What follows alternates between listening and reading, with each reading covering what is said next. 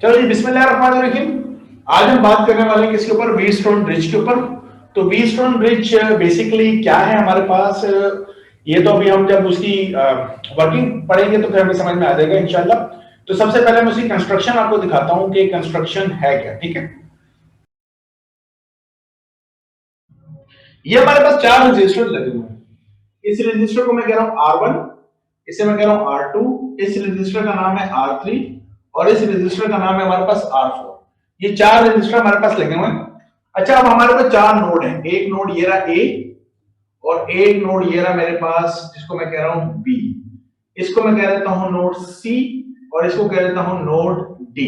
ये चार नोड हैं।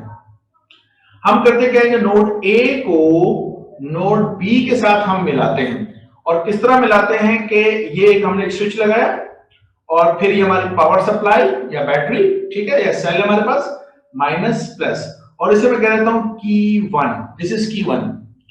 ये जो नोड सी और डी है, इस नोड सी डी को भी मैंने एक की के जरिए with the help of the galvanometer connect कर दिया यहां पर। ये अब हमारे पास व्हीटस्टोन ब्रिज मुकम्मल तौर पर बन गया। तो ये जो चीज हमारे पास बनी है, this is called Wheatstone bridge, जिसमें ये एक दो तीन चार हमारे पास क्या है, रजिस्टर्स हैं। दो ऑपोजिट नोड्स को हमने थ्रू की वन पावर सप्लाई के साथ या बैटरी के साथ कनेक्ट कर दिया, और नोड सी डी जो कि ऑपोजिट नोड है उनको हमने with the help of the की टू, ये दिस इज की टू है, की टू की मदद से गैल्वेनोमीटर के थ्रू नोड डी के साथ क्या कर दिया, हमने कनेक्ट कर दिया। अच्छा, अब ये वर्किंग कैसे करेगा ये जरा समझ लें। इसकी वर्किंग इस तरीके से कि सबसे पहले मैंने की वन को प्रेस करना है। ठीक है, तो मैं यहां पे लिख देता हूं इसको कि व्हेन ओनली की वन प्रेस्ड। जब हम सिर्फ की वन को प्रेस करते हैं, तो ये मैंने की वन को प्रेस किया, तो की वन को प्रेस करने से क्या होगा, यहां से करंट फ्लो करेगा। वो करंट हमारे पास आई है। वो करंट जब इस नोड पे पहुंचेगा, तो इस नोड पे पहुंचे के बाद करंट के पास दो रास्ते हैं गुजरने के। वो करंट जो कि R1 में से गुजरेगा उसका नाम मैं रख देता हूं I1, और वो करंट जो कि डिवाइड होके इस R3 में से गुजरेगा इसका नाम मैं रख देता हूं I3। ओके, तो R3 से गुजरने वाले का नाम मैंने रख दिया I3 और R1 से गुजरने का नाम रख दिया I1। अच्छा, जरूरी नहीं कि आप इसको इस तरह बोलेंगे जी इसको I1 कहा है तो इसको I2 कहें, कोई जरूरी नहीं है। दो यानी करंट क्या हो गया, डिवाइड हो गया, तो उसके दो मुख्तलिफ नाम हो सकते हैं। R1 वाले का नाम मैंने I1 कर दिया, R3 वाले का नाम मैंने I3 कर दिया। ओके, उसके बाद क्या हुआ, ये I1 जो है ये R1 से गुजर के नोड C पे पहुंच गया, और ये I3 R3 से गुजर के नोड D पे पहुंच गया। ओके, अब ये रास्ता ब्रेक है क्योंकि ये स्विच क्या है, ओपन है। जब ये की ओपन है तो इसका मतलब रास्ता ब्रेक है। रास्ता ब्रेक है तो मतलब यहां से करंट नहीं गुजर सकता, तो यहां से कोई करंट नहीं गुजरेगा। ये I3 लाजमी तौर पर किस में से गुजरेगा, R4 में से। ओके, और नोड B पे पहुंच जाएगा। इसी तरीके से I1 जो कि C पे पहुंचा इस रास्ते से नहीं गुजर सकता, तो ये I1 जो है जो C पे पहुंचा है, इसके बाद अगला रास्ता इसके पास कौन सा बचा, ये R2 वाला। तो I1 R2 से गुजर के कहां पे पहुंचा, नोड B पे, और उसके बाद ये रिटर्न हो गए कहां पर, वापस सर्किट में। ये हो गया जब हमने की वन को प्रेस किया। अब हम क्या कहेंगे कि व्हेन की वन एंड की टू बोथ प्रेस्ड, जब हम दोनों को प्रेस कर दें, की वन को भी और की टू को भी, तो अब मैं की टू को भी प्रेस कर रहा हूं, राइट। अब देखिए क्या होगा, यहां से जो करंट चला, वो करंट जब नोड ए पर पहुंचा उसके बाद दो रास्ते, R1 में से गुजर रहा है तो I1, R3 में से गुजर रहा है तो I3। I1 जो है वो R1 से गुजर के C पर आ गया, I3 जो है वो R3 से गुजर के D पर आ गया। अब ये जो रास्ता है हमारे पास CD वाला, ये वाला रास्ता इस दफा मेक है। मेक का मतलब ये रास्ता बना हुआ है, अब इसमें से करंट गुजर सकेगा। तो इस रास्ते में से एक नेट करंट फ्लो करेगा, क्योंकि I1 इधर है और I3 यहां पर है, तो जाहिर सी बात है C और D पर पोटेंशियल की वैल्यू डिफरेंट होंगी। क्यों डिफरेंट होंगी, क्योंकि R1 और R3 की वैल्यू डिफरेंट है। तो जब R1 और R3 की वैल्यू डिफरेंट है तो I1 और I3 ये दोनों करंट भी डिफरेंट होंगे, तो दोनों डिफरेंट करंट की वजह से यहां पे मुख्तलिफ करंट की वैल्यू पहुंचेगी। तो नेट करंट फ्लो करेगा इस रास्ते से, वो कुछ भी हो सकता है। नेट करंट फ्लो कर सकता है डी से सी की तरफ भी, और नेट करंट फ्लो कर सकता है सी से डी की तरफ भी। इट डजंट मैटर, ये हमारा क्वेश्चन नहीं है कि नेट करंट किस तरफ फ्लो करेगा, but the real question is कि यहां पे क्या करंट फ्लो करेगा। The answer is yes. और अगर करंट फ्लो करेगा तो ये जो गैल्वेनोमीटर है ये क्या देगा, ये हमें डिफ्लेक्शन देगा। तो या तो इस तरफ डिफ्लेक्शन देगा या इस तरफ डिफ्लेक्शन देगा, किसी भी तरफ डिफ्लेक्शन दे, बट इसका मतलब ये होगा कि अब इस रास्ते से सी डी जो पाथ है इस रास्ते से करंट फ्लो कर रहा है। Got my point? मेरा ख्याल है मेरी बात समझ में आ रही होगी। तो क्या होगा, जैसे मैंने Q1 Q2 दोनों प्रेस किए तो दिस इंप्लाइज दैट जो गैल्वेनोमीटर है shows deflection, galvanometer deflection show करेगा। ओके, ये मैंने अहम बात आप लोगों के लिए लिख दी है। अब मैंने क्या करना है, अब मैं कह रहा हूं नाउ एडजस्ट किसको, R1 R2 R3 R4, R1 R2 R3 R4 इन चार रजिस्टर्स को कुछ इस तरह से एडजस्ट करना है हमने कि की 1 भी प्रेस रहे जो मैंने लिखा हुआ है और की 2 भी प्रेस रहे, ये दोनों कीज को प्रेस करके रखना है। ओके, और R1 R2 R3 R4 इन चार रजिस्टर्स की वैल्यूज को इस तरह से एडजस्ट करना है कि गैल्वेनोमीटर की डिफ्लेक्शन खत्म हो जाए, गैल्वेनोमीटर हमें कोई डिफ्लेक्शन शो ना करे। ठीक है, now adjust R1 R2 R3 R4 so that galvanometer shows no deflection, galvanometer किसी किस्म की कोई डिफ्लेक्शन शो ना करे। नाउ सपोज आपने इसको इस तरीके से एडजस्ट कर दिया, अब वो कैसे किया होगा एडजस्ट, अभी फिलहाल इस चीज को हम छोड़ देते हैं, लेकिन मैं सपोज करता हूं कि हमने R1 R2 R3 R4 चार रजिस्टर की वैल्यू रैंडमली सिलेक्ट की, कभी कुछ वैल्यू लगाते चले गए, कभी कुछ वैल्यू लगाते चले गए, समझ में आ रही है, कभी कुछ R1 R2 R3 की वैल्यू को रैंडमली कभी किसी को चेंज कर रहे हैं, कभी किसी को चेंज कर रहे हैं, कभी सुई इस तरफ जा रही है, कभी इधर जा रही है, और आस्ता आस्ता एक वक्त क्या आएगा, सुई कितनी होगी, सुई क्या डिफ्लेक्शन शो कर रही है, 0 डिफ्लेक्शन शो कर रही है। सपोज बड़ी मेहनत के बाद, बड़ी देर के बाद हमने ये नतीजा, हमने ये रिजल्ट अचीव कर लिया कि Q1 Q2 दोनों प्रेस हैं बट गैल्वेनोमीटर हमें कोई डिफ्लेक्शन शो नहीं कर रहा। सपोज हमने अचीव कर लिया। ओके, अच्छा इस चीज को बेसिकली कहते हैं, इसे हम कहते हैं, इस चीज का जो नाम है वो है बैलेंस व्हीट स्टोन ब्रिज। इसे हम कहते हैं balance wheat stone bridge. Balance का मतलब क्या होगा कि Q1 Q2 दोनों प्रेस होंगी, गैल्वेनोमीटर कोई डिफ्लेक्शन शो नहीं करेगा, यह मतलब होगा बैलेंस का। अब हमने इस बात को एनालाइज करना है कि जब दोनों कीज को प्रेस हैं तो डिफ्लेक्शन 0 क्यों नहीं हो रही, आखिर क्या वजह है कि डिफ्लेक्शन, अब हम इस बात को एनालाइज करेंगे कि जब मैंने Q1 और Q2 दोनों को प्रेस किया है तो उसके बावजूद जो है वो डिफ्लेक्शन 0 कैसे हो गई, उस रास्ते में से करंट क्यों नहीं फ्लो कर रहा। ठीक है, वो बात तो ठीक है, R1 R2 R3 R4 चार रजिस्टर को मैंने कुछ रैंडमली ऐसे एडजस्ट किया कि आप अभी लफ्ज इस्तेमाल कर लो इत्तेफाकन, आप लफ्ज इस्तेमाल कर लो एक्सीडेंटली, कि वो जो डिफ्लेक्शन थी वो 0 आ गई। लेकिन इस 0 डिफ्लेक्शन को हम डिस्कस करने जा रहे हैं कि जब दोनों कीज प्रेस हैं तो व्हाई इट शोज 0 डिफ्लेक्शन। अब इस सवाल का जवाब हम लेते हैं। ठीक है, देखिए बिल्कुल सीधी सी बात है, अगर ये दोनों कीज प्रेस हैं और ये डिफ्लेक्शन 0 शो कर रहा है तो इसका लाजमी तौर पे मतलब है कि इस रास्ते से करंट फ्लो नहीं कर रहा। क्यों? क्योंकि गैल्वेनोमीटर के रास्ते से अगर ऊपर से नीचे या नीचे से ऊपर की जानिब करंट फ्लो करे तो गैल्वेनोमीटर की सुई लाजमी तौर पे इधर या इधर डिफ्लेक्शन देगी हमें। तो इसका मतलब ये है कि अगर ये कोई डिफ्लेक्शन शो नहीं कर रहा, अगर मेरा व्हीट स्टोन ब्रिज क्या है, बैलेंस है, तो इसका मतलब ये है कि no current flows through path कौन सा, CD। इस CD पाथ में से कोई करंट फ्लो नहीं कर रहा। मेरा ख्याल आप एग्री करेंगे इस बात से।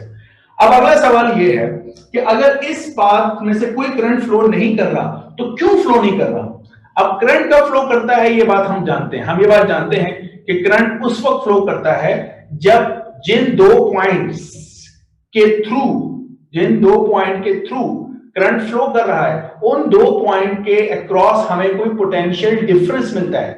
यानी अगर सी का पोटेंशियल कुछ और हो और डी का पोटेंशियल कुछ और हो, जिसे कहते हैं पोटेंशियल डिफरेंस, जिसे कहते हैं वोल्टेजेस। तो अगर पोटेंशियल का डिफरेंस होगा तो करंट फ्लो करेगा। बिल्कुल ऐसी बात है ना, पानी का फ्लो करते हैं, जब हाइट का डिफरेंस होता है तो ज्यादा हाइट से कम हाइट की तरफ पानी फ्लो करते हैं। तो अगर हाइट का डिफरेंस खत्म कर दो तो क्या पानी फ्लो करेगा? The answer is no. Similar story goes here. अगर इस रास्ते से कोई करंट फ्लो नहीं कर रहा तो इसका मतलब हम ये बात अच्छी तरह कह सकते हैं कि जो पोटेंशियल सी पर है एग्जैक्टली वही पोटेंशियल डी पर है। तो मैं कह सकता हूं दिस इंप्लाइज दैट कि जो पोटेंशियल है एट कहां पर? सी पे, वो एग्जैक्टली सेम है पोटेंशियल एट डी, वो पोटेंशियल जो डी पर है। ओके, तो सी का पोटेंशियल डी का पोटेंशियल दोनों क्या हो गए? सेम हो गए, राइट। अब देखिए, अगर मैं यहां पोटेंशियल डिफरेंस की बात करता हूं इस जगह पर, मतलब अगर मैं कहता हूं VAC, ये कहता हूं VAC, तो क्या मैं इसको ऐसे कह सकता हूं VAC इक्वल है VAC के?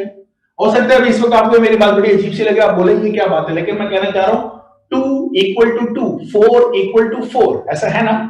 तो मैंने एक बात लिख दी कि VAC is equal to VAC।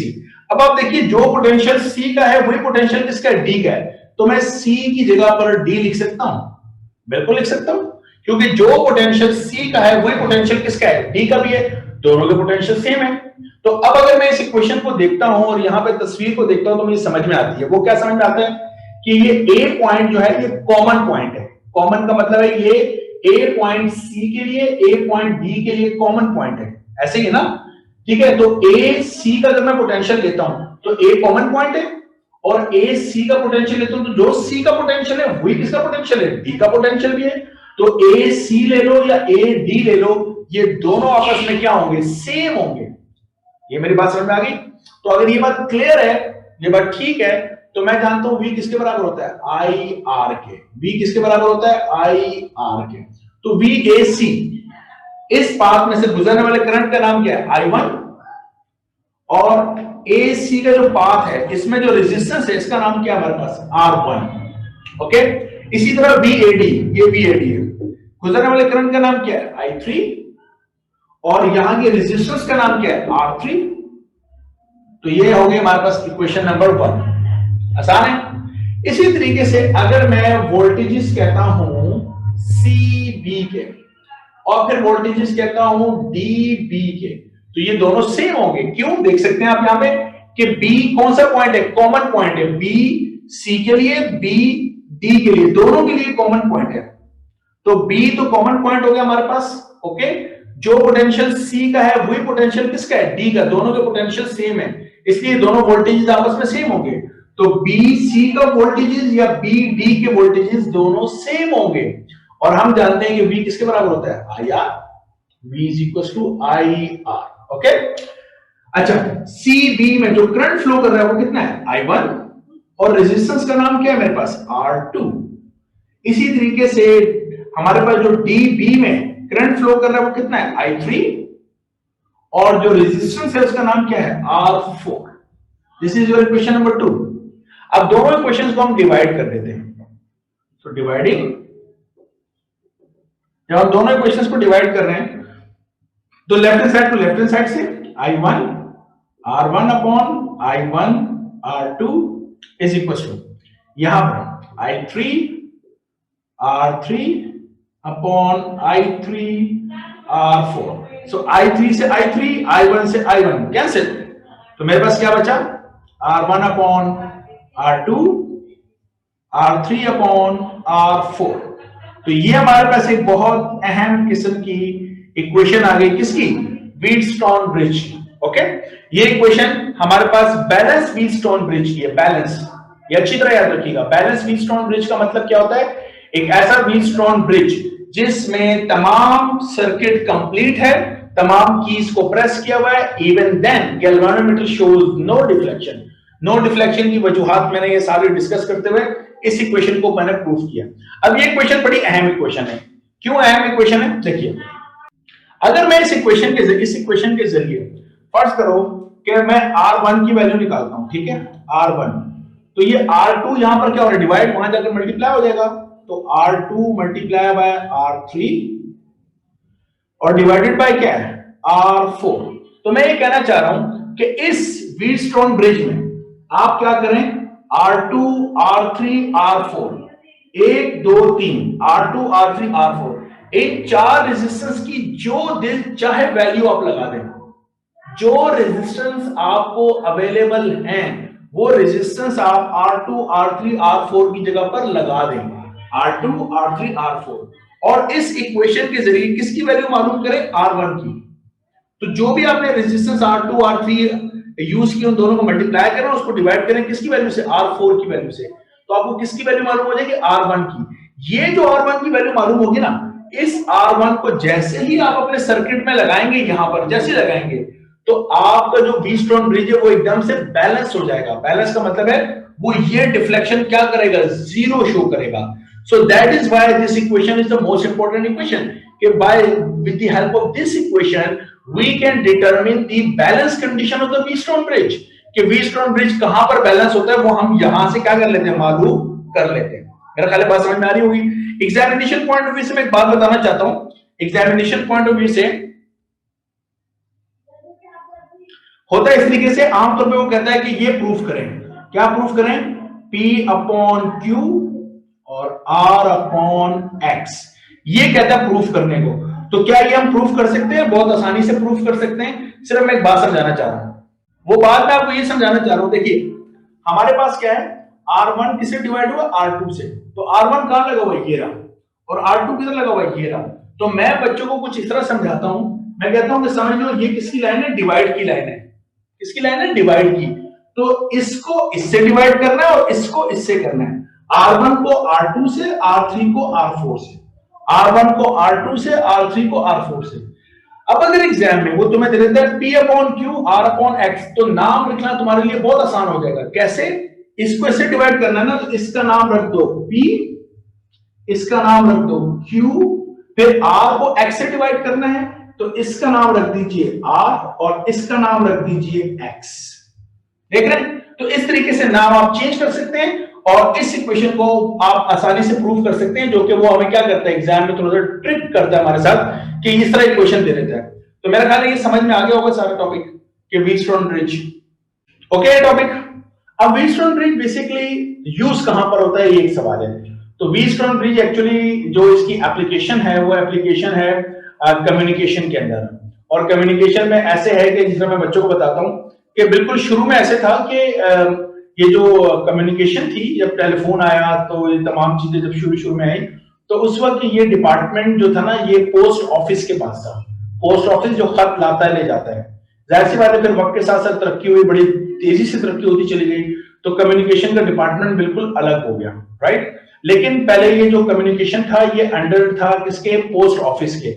इसलिए आपने देखा होगा हमारी बुक में व्हीटस्टोन ब्रिज की एक एप्लीकेशन है जिसे कहते हैं पोस्ट ऑफिस बॉक्स।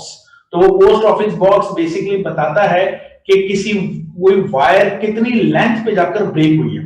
इसी तरीके से हम इंटरमीडिएट के अंदर प्रैक्टिकल करवाते हैं किसका, मीटर ब्रिज का एक्सपेरिमेंट है हमारे पास। तो उस मीटर ब्रिज के अंदर आपने देखा होगा कि we can easily find the length, या with the help of the length we can find the unknown resistance.